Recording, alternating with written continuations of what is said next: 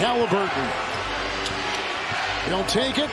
He'll backpedal, a three for the win, and goal! He got it!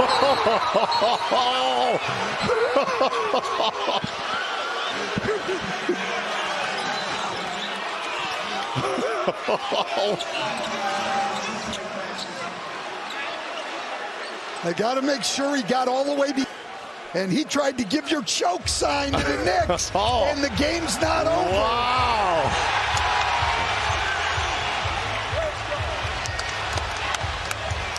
That toe on the line. Yep. And we're tied at 125 going to overtime.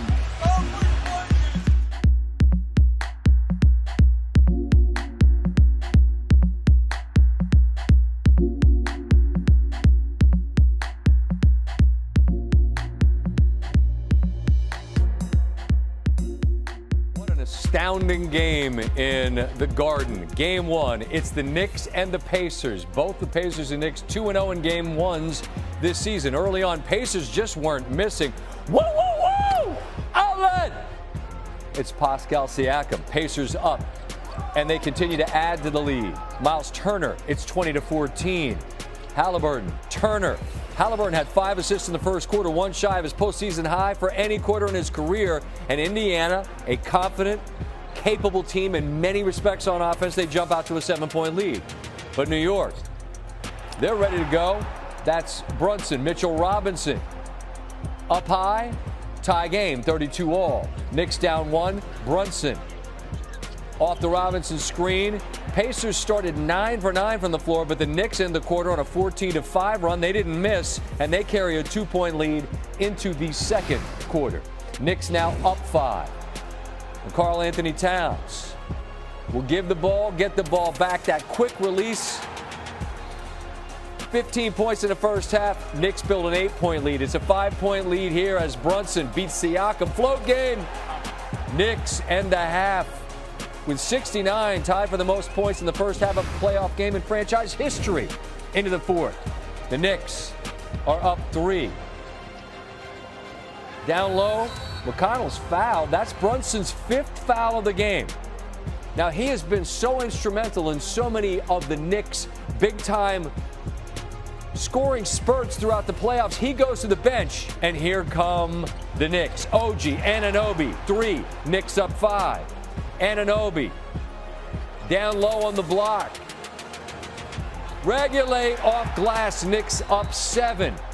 The Knicks now lead by 9. And Siakam down the lane. Tries to flush. No. Challenged at the rim. Miles McBride. Do not bring the Kool-Aid to a gin party.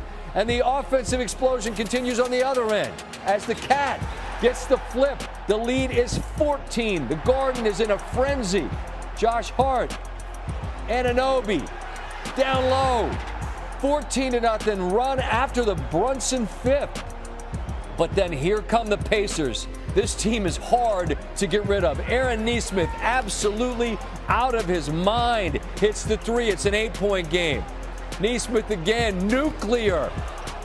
The lead is 5. Nesmith, give me all 3 of these, and it's now a 2-point game late.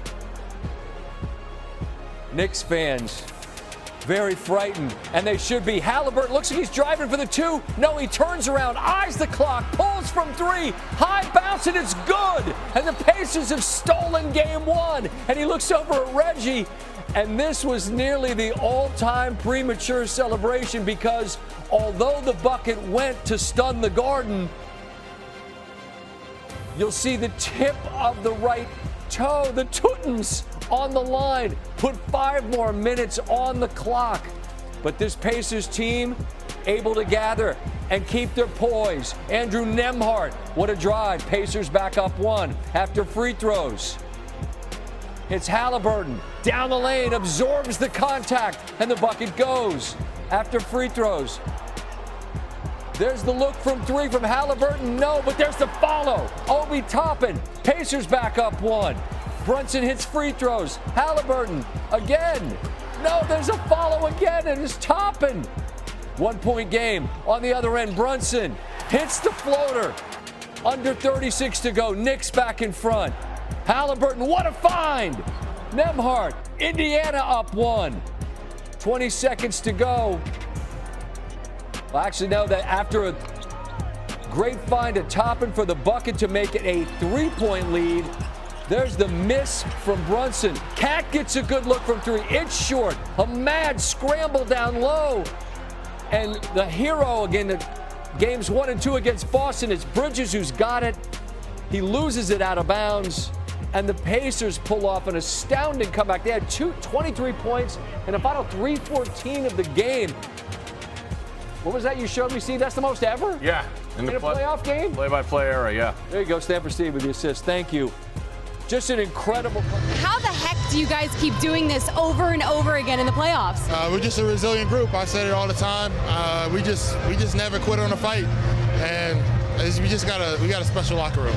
You guys were down 17 midway through the fourth quarter, and Coach Carlisle continued to say, just keep fighting. 7 minutes is a lot of time. And then at the 3-minute mark, he said 3 minutes is still enough time.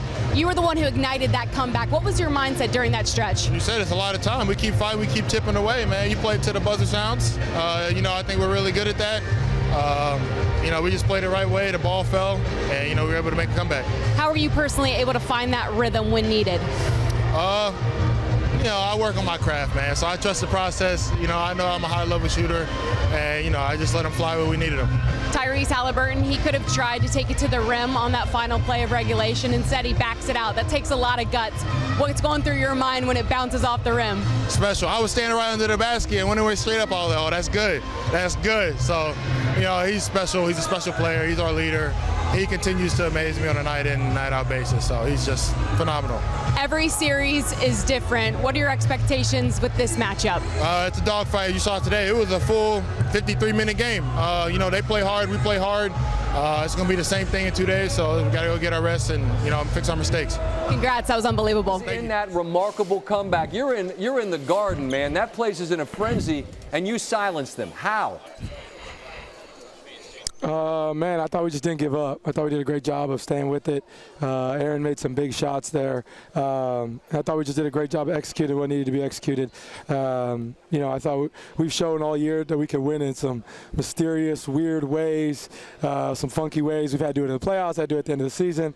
So we just figured out ways to win, and really proud of this group for that effort. Resilience is a word we hear this time of year, both in the NBA and in the Stanley Cup playoffs. We saw it on the ice tonight, and we saw it on the floor. What explains your all's ability to take punches, shake them off, regather, and just keep swinging yourselves? Because as we just described, Ty, this is the 4th time you've erased a 15-point deficit in the playoffs already. I'm interested in your ability to maintain your poise and your calm. Well, I think the interesting part about this group is after last year, front office did a great job of keeping us together. We've played together in so many different, different situations, and I think that just keeps us poised. And we got a lot of guys who, are just willing to take the big shot, willing to make big plays. And I can't explain everything that happens at the end of these games. I would like to not get in these 15-point deficits, but I'm really proud of our fight, and I'm pretty proud of our fight, man, so we just got to keep going. Your ability to make game-winning shots, I feel like, is on the upper shelf of the NBA at this moment, and that it almost was a game winner. You're down 2. I'm watching you look at the clock. You're backing up. In that moment, how do you stop going to the bucket and reverse course in real time? What did you see? Well, I was going to shoot the floater. I was just trying to be aggressive, get downhill, make a play. And Mikal hit the ball. So when he hit the ball, I didn't like where I was. And so I grabbed the ball. I didn't know how much time was left, but I knew I could. I saw separation from Robinson, and I knew they veer switched. So I was trying to get back behind the 3 and make a shot.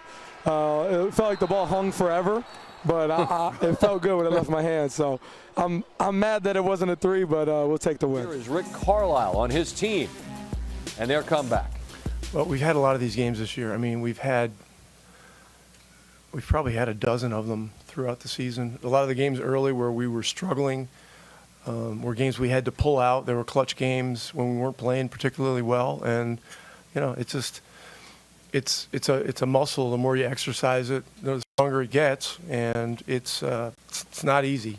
It's not easy. There's been a lot of wild swings and scores throughout the season and the playoffs, but you certainly don't take anything like this for granted. This is very, very difficult to do, but it's a 48-minute game, and we always say, Pacer basketball is 48 minutes, and tonight it was 53 minutes.